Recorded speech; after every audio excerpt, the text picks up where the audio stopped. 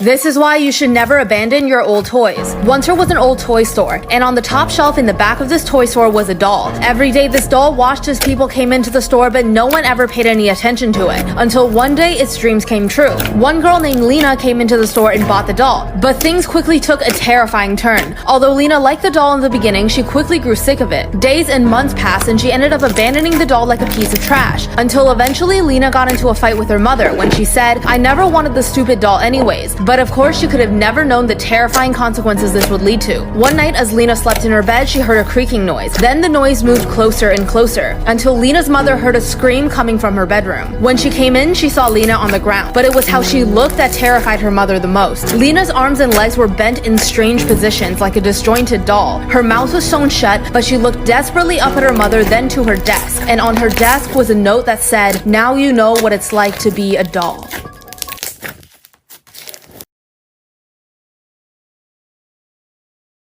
This man thought he got away with something terrible he did as a kid, but he was wrong. After Derek ignored the boy in the street asking him for 1 penny, he went home, but he always felt a bit strange about their interactions. Then he went into the attic and found his old yearbook. While flipping through, he found a photo that would haunt him forever. When he was younger, him and his friends were bullies, and they had done something unspeakable to a boy. After beating him, Derek and his friends threw him in the river without a second thought. The boy never showed up to class the next day, but Derek and his friends assumed that he moved away. How was it possible that the boy Derek bullied years ago was the same boy asking him for a penny in the street now? Even though Derek grew up to be a successful businessman, he held the yearbook in his hands, horrified at how his past had come back to haunt him. Within the next few days, Derek took out his life savings. He brought the bag of money out to the boy and said, "Here's every penny I have. Now please leave me alone." But the ghost boy just looked at him blankly. Then in an instant, his face turned into a terrifying smile. He said, "No, mister, that's not all," as the ghost boy reached into Derek's chest and pulled out his heart.